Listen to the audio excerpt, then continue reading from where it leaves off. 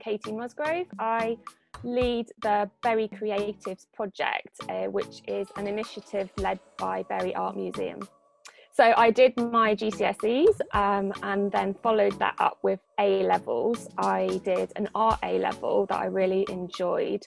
I also did an English A-level and a music A-level, and then I came to the point of making a decision of what I wanted to do next. And I didn't really know what to do. So my school, everybody was kind of encouraged to look at university options, and I went for art history. I didn't really know anything about art history, but I had in my head that it was something to do with art and writing and reading, and I was encouraged at that time to do things that were not practical as well. So I ended up going off to an art history degree. I did it, I completed it. I did enjoy bits of it, but it wasn't really what I wanted to do. I discovered that writing and reading was something I could do, but it wasn't really my passion. So after that, I did an art foundation course, which I absolutely loved to bits, getting my hands dirty and doing practical art. And that was only 1 year. So again, at the end of that year, I was a bit stuck. I didn't know what I was doing. I didn't know what I was going to do next. My mum was a teacher, and I definitely didn't want to be a teacher because my mum was a teacher. But I then realised actually I did actually want to be a teacher. So I ended up doing a PGCE in art and design in Liverpool. I really enjoyed that. Ended up being an art teacher for 5-6 years, and then I had a sort of a light bulb moment of realisation that I didn't want to stay in a setting that was assessing creativity and forcing young people through courses and making sure they got like the right bits and pieces for their coursework and everything, and creativity not necessarily being part of all of that. So I quit that job, and I found myself working in the creative industries, doing lots of different jobs and lots of volunteering as well, and taking up short-term contracts. And one of those contracts was for Bury Art Museum and setting up this programme for young people to find ways to support them through their creativity. No day is the same. So, and another reason why being a school teacher became quite difficult was that I was going to the same place of work. I was seeing the same people every day.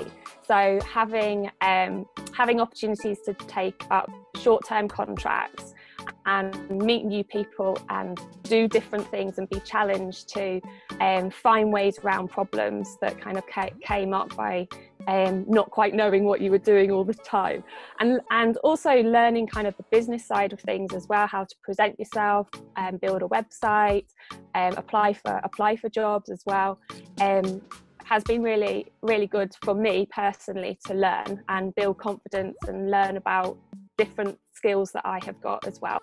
But the people that I support and encourage to find their own ways of being creative, that is definitely my number one love of working in lots of different projects.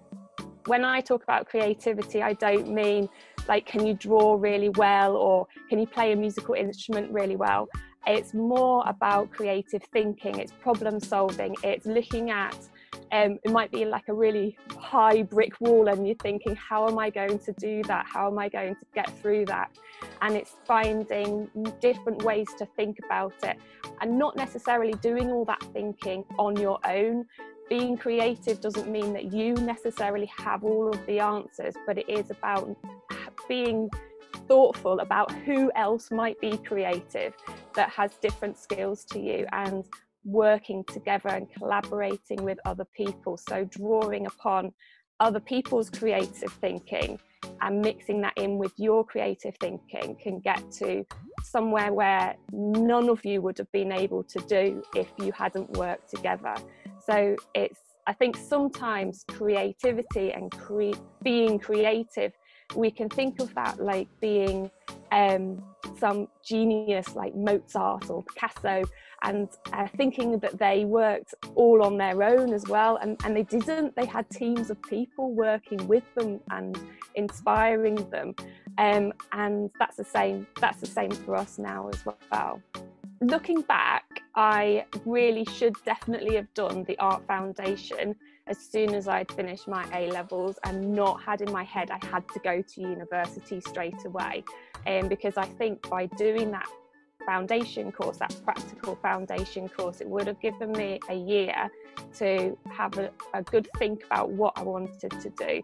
So rather than just charging off to do that degree, at the time I was so desperate to get on with things, and I felt like if I missed a year of in between those courses, then it would all be lost, and I'd be left behind like my cohort, my peer group that were going through.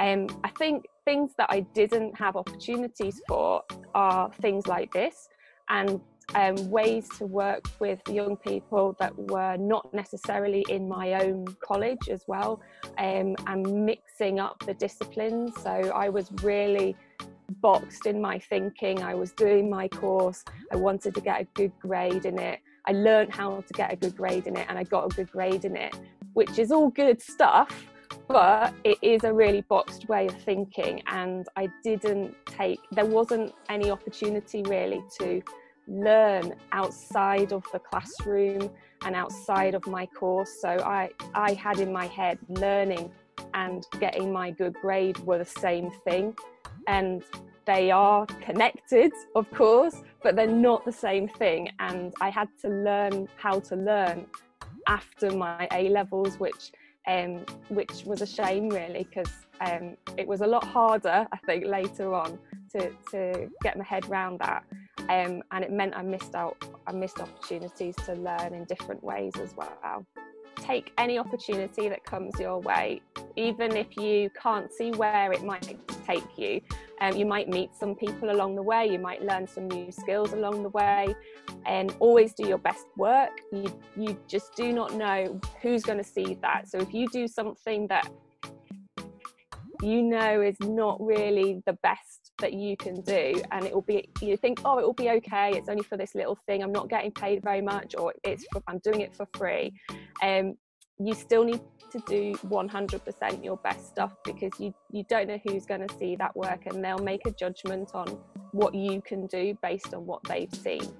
And also, if you can't do something that you said you're going to do, make sure you tell the person. Don't just hide and hope that they'll forget about you, because they won't, and you'll have a black mark next to your name really fast as somebody who said they're going to do something and hasn't come through with it.